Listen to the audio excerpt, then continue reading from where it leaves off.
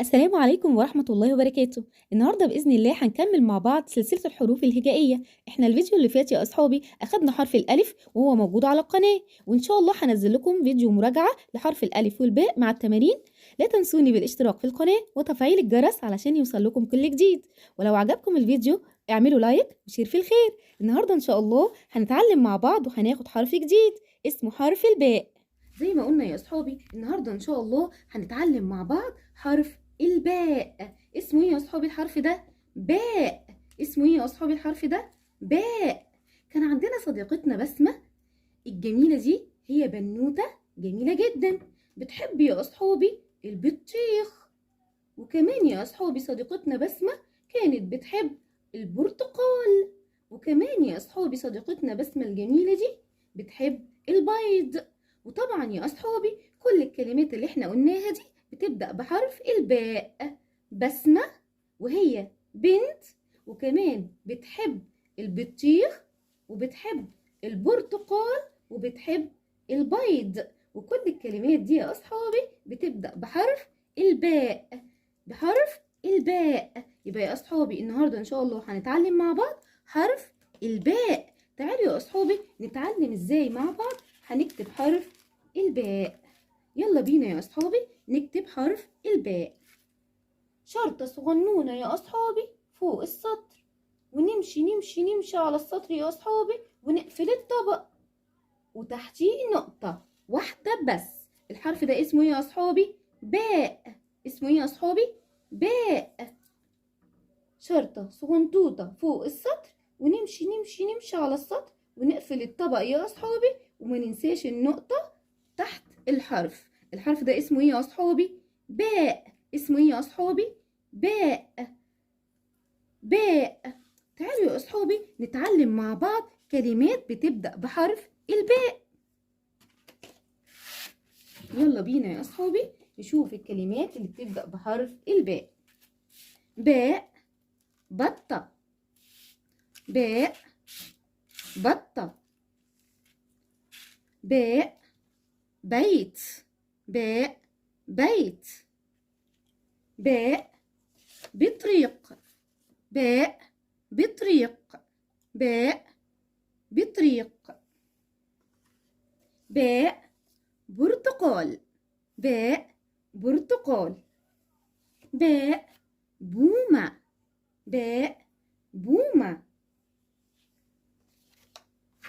تعالوا بقى يا أصحابي نتعلم مع بعض النهاردة إن شاء الله. هنتعلم مع بعض يا أصحابي إن حرف الباء يا أصحابي ليه مواضع كتير. يعني يا أصحابي زي ما اتعلمنا المرة اللي فاتت إن حرف الباء بيجي في أول الكلمة، في وسط الكلمة، وفي آخر الكلمة.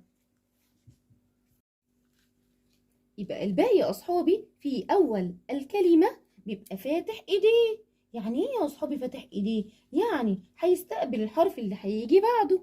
يبقى كده يا أصحابي الباء في أول الكلمة فاتح إيديه يا أصحابي، علشان خاطر فيه حروف تاني هتيجي بعديه هتمسك في إيديه. الباء يا أصحابي في أول الكلمة بالشكل ده. في وسط الكلمة يا أصحابي بيبقى فاتح إيديه الاتنين بالشكل ده يا أصحابي. ليه يا أصحابي؟ علشان خاطر هو في حرف قبليه فاتح إيديه هيمسك في إيديه، وفي حرف هيجي بعديه كمان يا أصحابي برضو ماسك في إيديه، فبيكون فاتح إيديه من هنا في أولها وفي إيه وبعديها. تمام يا أصحابي؟ بيبقى بالشكل ده عشان في حرف قبلها في حرف هيجي إيه بعديه.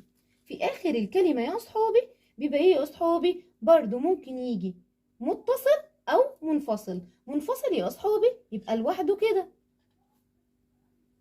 متصل يا أصحابي يعني في حرف هيجي قبليه ماسك في إيديه وهو كده يا أصحابي، وبنكتبه زي الباء بتاعتنا اللي احنا اتعلمناها. تعالوا نشوف الكلمات يا أصحابي اللي في أول الكلمة بتبدأ بحرف الباء. زي كلمة إيه يا أصحابي؟ بنت. بنت. الباء يا أصحابي في أول الكلمة فاتحة إيديها عشان في حروف تاني يا أصحابي هتيجي تمسك إيه في إيدها، زي كلمة بنت. في وسط الكلمة يا أصحابي زي كلمة حبر. حبر. حبر.